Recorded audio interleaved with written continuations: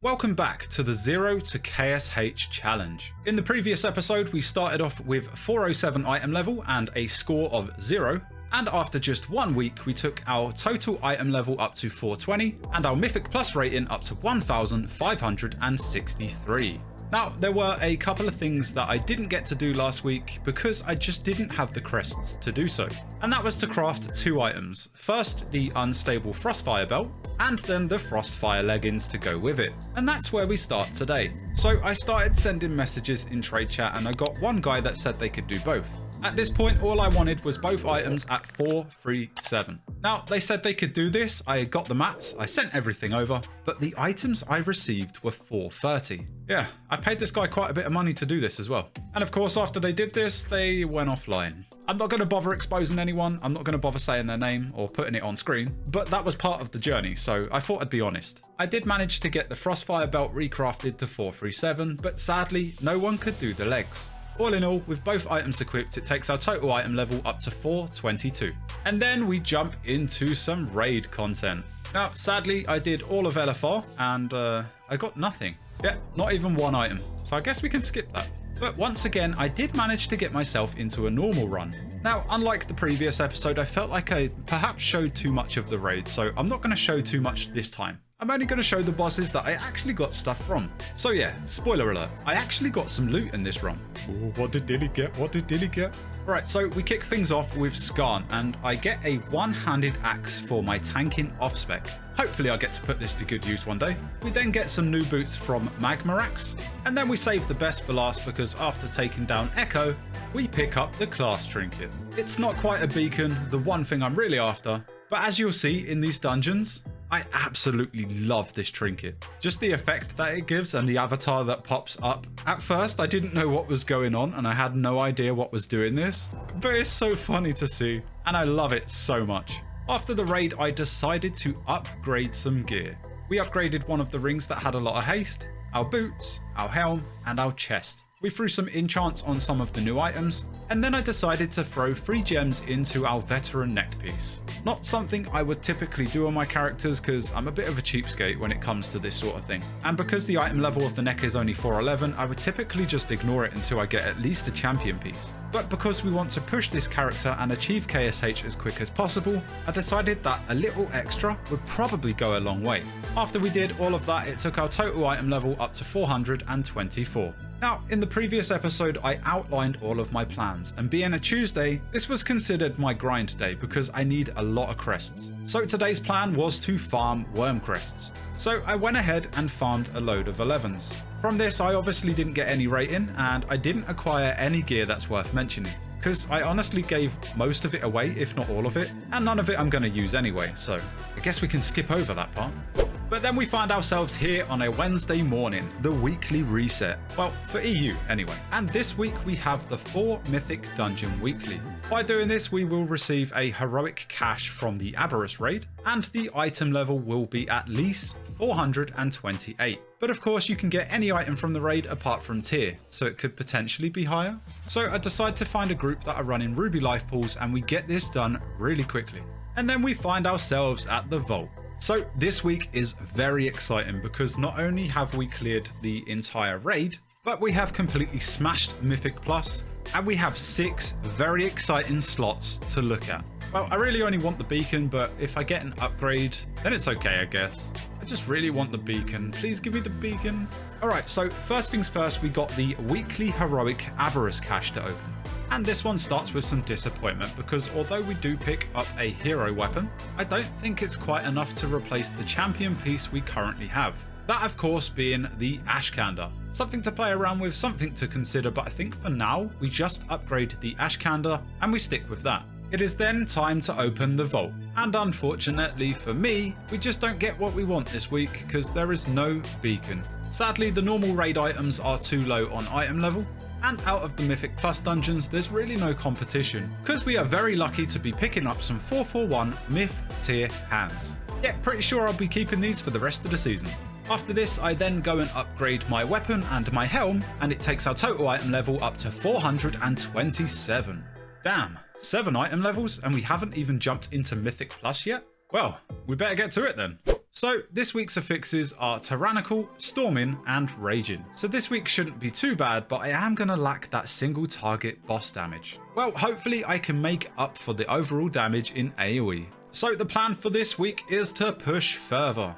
And this week, I would like to push into some 17s and some 18s, which may also mean that I need to run my own key, because as a DPS, signing up to keys, well, trying to get into stuff like 16s when you don't have 2k rating, and you're not even 430 item level, yeah, good luck with that, you're going to have a rough time. So, we begin today's adventure by starting off with our own key, and it is an Underrot 15.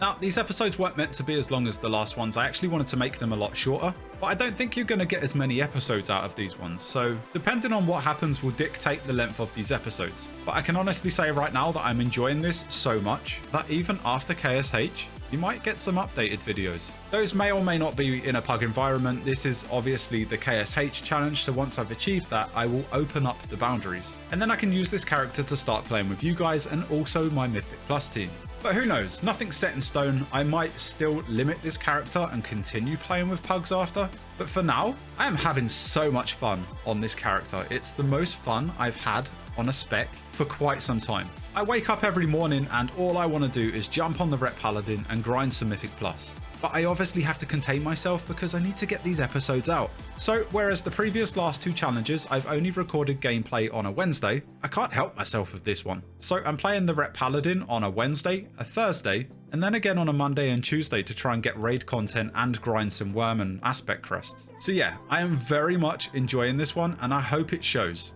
Oh, we can also make Paladin groups and I can join in too. Yay, Ret Gang, Ret Gang. I'm so excited. Alright, that's enough jibber jabber. Let's get into this Underrot 15. Everything is going fine. We start clearing the arena to the second boss. And I should probably mention now that we have a hunter in the group. So,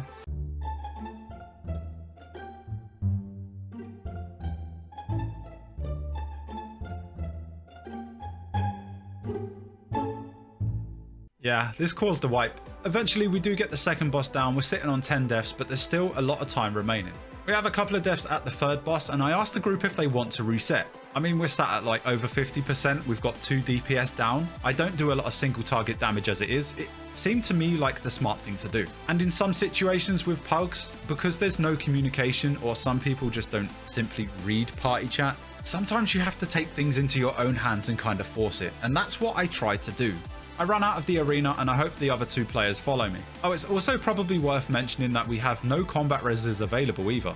I keep trying to get both the tank and healer's attention. I ask them to reset, but they're either blanking me or they just don't see it. I get a bit frustrated at this point and I give him the dude treatment. Sometimes it just needs to be done. We do finally get this boss down after failing on the mushrooms, and of course Dilly is rather enjoying the floor POV at this moment. And here's where things take an interesting turn. As the healer is resin me and staying behind to regain some mana, the tank runs ahead and does something that I still question now. And of course, as you would imagine, the tank then leaves the group. Long story short, we're back here on a 14. Yay. But this time we do invite another Ret Paladin. And this guy was sat at 430 item level. So a little higher than me, but still pretty much the same. But there can only be one Ret Paladin. And Dilly must dominate. And dominate I did, because I absolutely smashed this dungeon, and the other Ret was nowhere to be seen. So we 2-chest this key, it takes our total rating up to 1,645, and I was actually quite happy with the tank, so I decided to ask them if they want to stick around for some more. And honestly, I would recommend you guys do this as well. If you queue up with someone that absolutely smashes it, like, you don't ask, you don't get, right? The rest of the group was fine. I mean, we 2-chested the key, but I kind of wanted DPS that would compete with my damage. I want to go as far as I can, as fast as I can, so if we do bump into other players that absolutely smash it, I'm gonna then ask them if they want to do some more after. And although I'm not allowed to play with both friends and guild members, this doesn't break the rules. The next key myself and my new paladin friend jump into is a Neltharian's Lair 16. Once again, I decide to bring along another Ret Paladin, and this guy has 438 item levels, so a good 10 above me. But Dilly is no ordinary Ret Paladin. And if I'm totally honest, there's not actually a lot to cover in this place. The run goes incredibly smooth. There's only 3 deaths to minor little things. None of them were me, by the way. We do end up 2-chesting this key. It takes our total rating up to 1,732. And from the chest, I loot a Mark of Dargol trinket. Something I really wanted for protection. And you know what? This is the first time I've ever seen this drop. I'm not sure if my prop paladin friend needed this, though they didn't ask, so I kind of kept it to myself. I wanted it too, man. From here, we move on to a Brackenhide 18. Again, continuing to run my own key. And at this point, I learn that my new prop paladin friend has never pushed higher than a 14. And honestly, judging by how they were tanking and the routes they were taking, I was kind of shocked by this. They were doing such a good job, they were just lacking that bit of confidence, I think. So I did the dilly thing and I paid them some compliments. It seemed like it made their day, and to be honest, they were absolutely smashing it. They were a little worried going into the 18, but I told them that I honestly wasn't bothered about time in this one.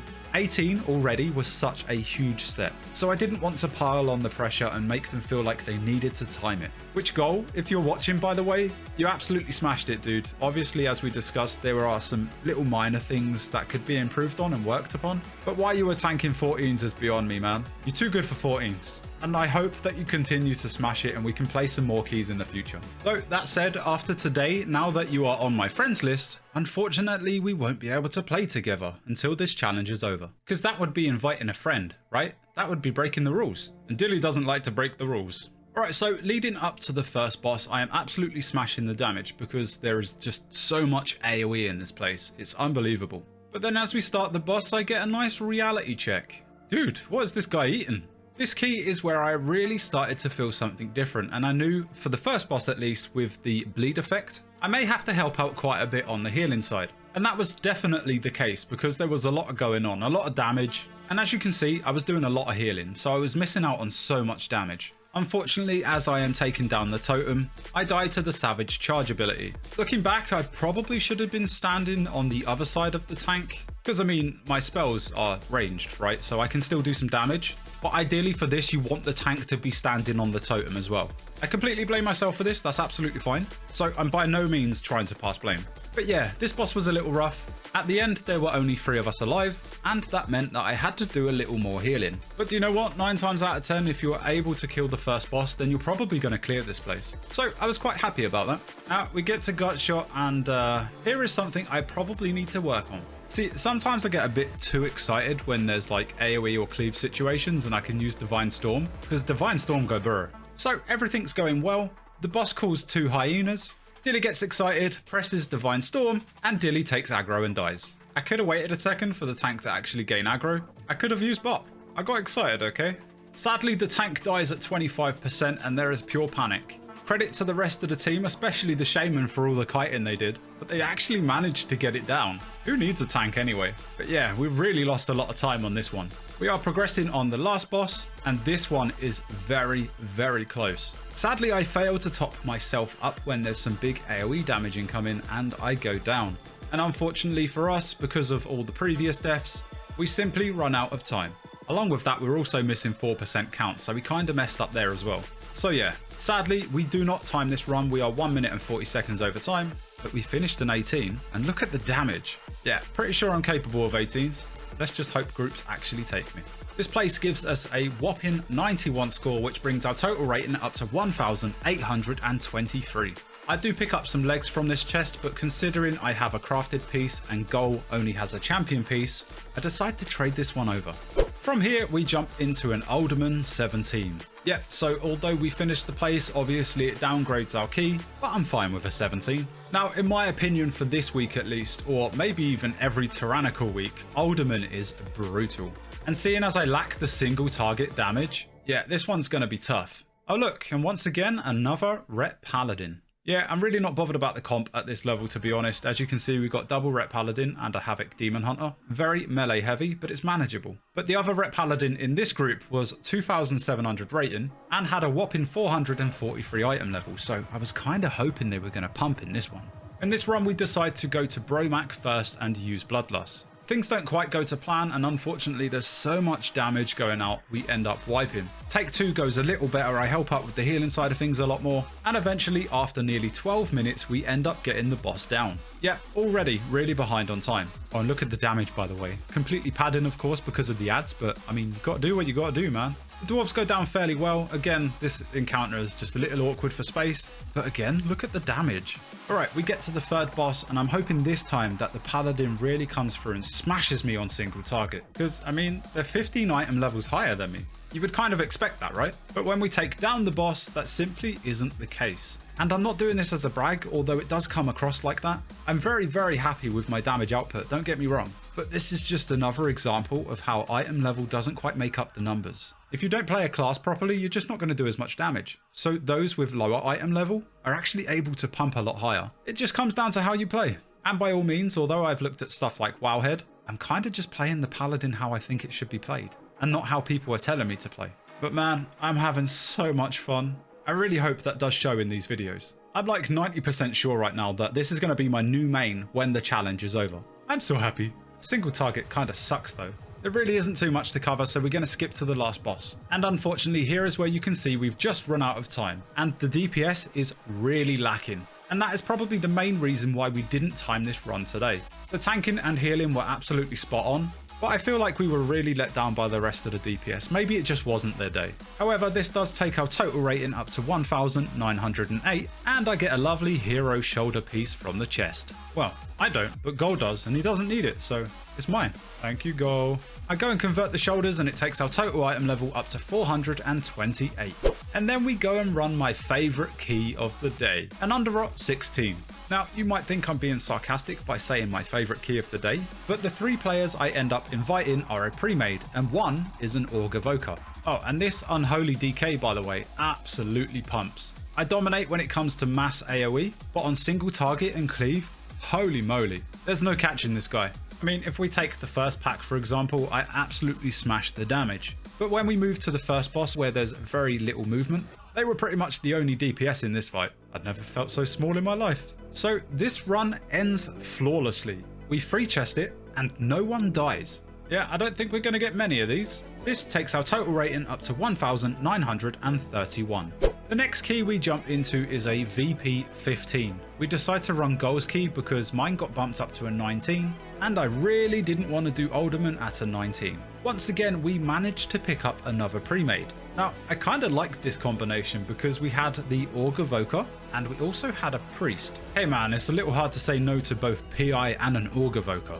And the damage at times was absolutely bonkers. Like the trash pack before the dragon boss for example, I was maintaining like 400k. Now the dragon boss in here I actually look forward to on the Ret Paladin because it gives you so much haste. So on Tyran weeks like this week where my single target already slacks, and of course the combination of both PI and the Org Evoker, damage was so much better. And this was another one of those runs where there wasn't really too much to cover, everything went really well. And in fact, the only 2 deaths was the healer on the first boss where they died to standing and stuff. I rezzed them and they released pretty much straight away, and they instantly died again. So yeah, we do end up 2 chests in this key. It takes our total rating up to 2001, and in 2 weeks we achieve KSM. We don't get anything from this run, but I tried to take full advantage of the pre-made and I ask if they want to do another key. And of course, because of my dashing good looks and my charm, they accept my offer. Hey you! Yeah, you! Are you enjoying the series so far? Do you want to be just as lucky as I am with all this loot? Then why not show your appreciation by leaving this video a like? It helps the channel out, makes me happy, but more importantly, gives you the best loot in your weekly vault. Alright, back to the video. So, as a 5-man pre-made, we jump into a Nel Faris 17. And here is where I think we should have done things a little differently, because this may have been the very first time that Gol has ever done the chains. And trying to explain this sort of thing when you're not at Discord is tricky. So there are many ways you can do this, I'm not going to go and explain them. But it doesn't get off to a very good start and we end up wiping. We didn't even make it to the chain. Along with this, there's also a mix-up later on down the line with another chain. And here is typically where some groups like to do things one way and other groups like to do things another way. Now, we're progressing on the last boss and we are on course to time it, as long as players don't die. The shields take a little bit too long, some players stand in stuff they shouldn't be, and yeah, unfortunately, the healer goes down. We wipe and come back for round 2. Now, though sadly, this wasn't going to be timed. However, we do eventually take down the boss. It takes our total rating up to 2079, and we loot a cloak from the chest. Next place on the list with exactly the same group is a Freehold 16. And this run, once again, goes really well, so there's not too much to cover in this one either. Now, so far it seems to me, with an Orc Evoker, if they played correctly, brings so much to the party. Everyone seems to take far less damage, the other two DPS do an insane amount of damage, and typically, for me at least, we end up timing the keys. So if you guys want an easy time getting into keys right now, yeah, it might be a good time to pick up Orc Evoker. So there's not many deaths in this run, there's only 4 and 3 of those to the last boss. So I thought I'd leave you with a bit of a dilly derp because I kind of run into this one.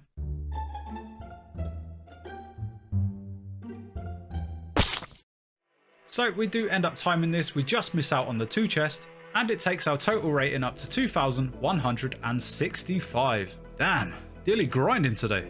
But sadly for me, this is where I say goodbye to Gol and the rest of the team, because it was late on a Wednesday and I needed to get some rest. So Gol, my dude, it was an absolute pleasure playing with you. You started off not tanking anything above a 14, as you mentioned, and we got you pushing to 17s and 18s. You absolutely smashed it, and I'm sad we can't continue playing together on this character, but I really do hope you come and play with us on the Saturday socials. I would love to see you there. And that offer, of course, goes out to anyone, as long as you are on EU. If you would like to join me for some Keystones every Saturday around 1 PM UK time, I go live over on Twitch. The Saturday social streams are very much dedicated to the community as a way to give back, so all of that time is typically spent doing keys with you guys. Never jumped into a Mythic Plus before, or have no one to play with? That is absolutely fine. All of my groups are a safe environment. I do not tolerate toxicity at all, and I look to rotate the groups as much as possible so I can get as many of you involved as I can. So it really doesn't matter if you want to do a +2 or a +20. It's completely down to you guys. Every Saturday, 1 PM UK time over on Twitch.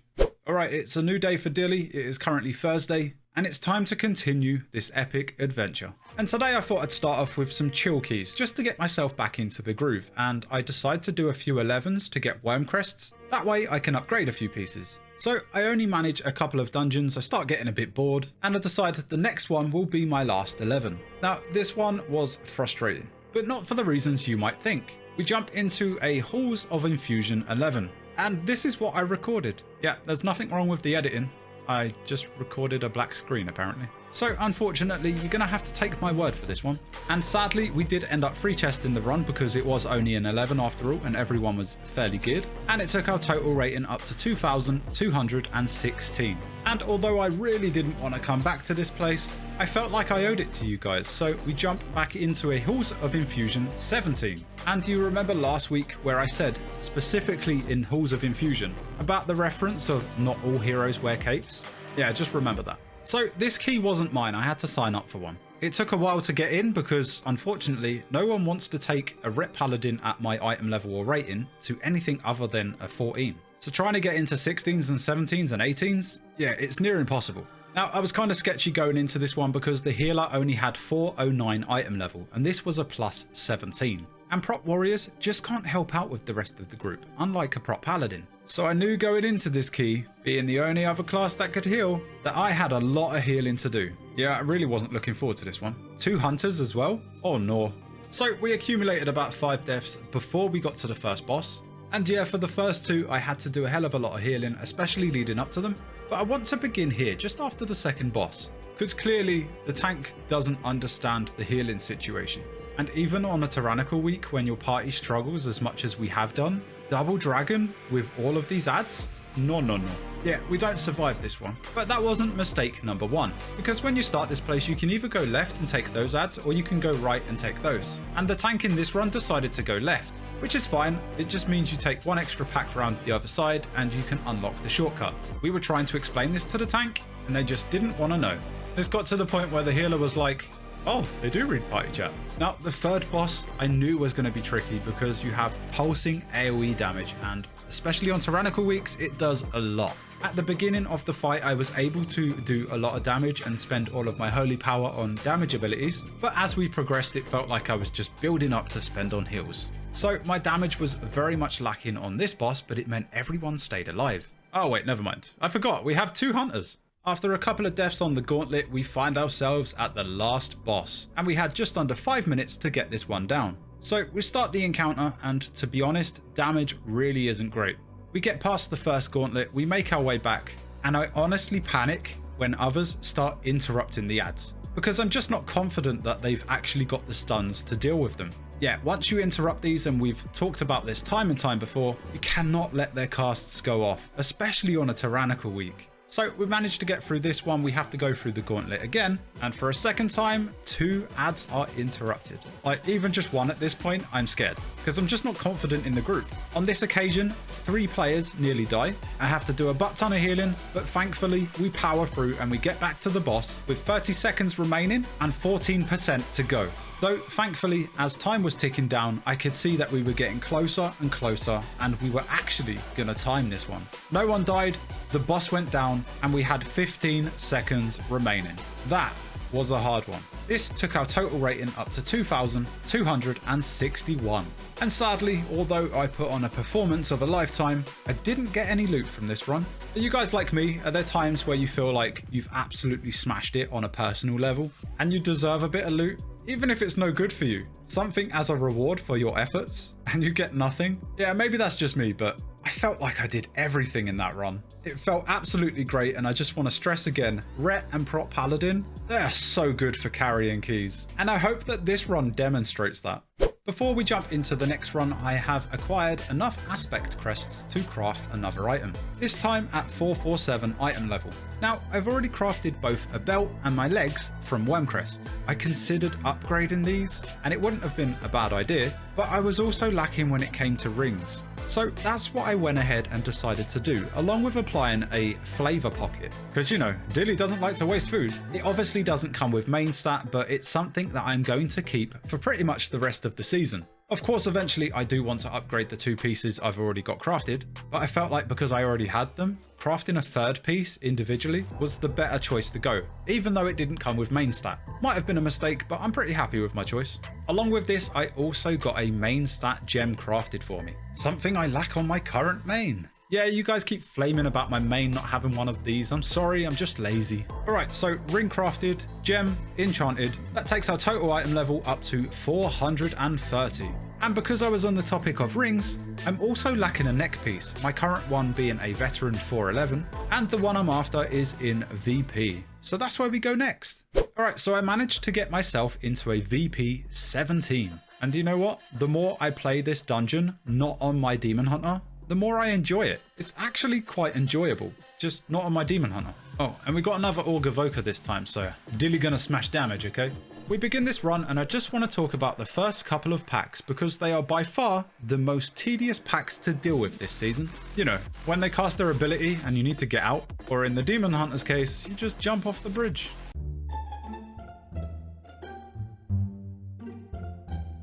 Nope.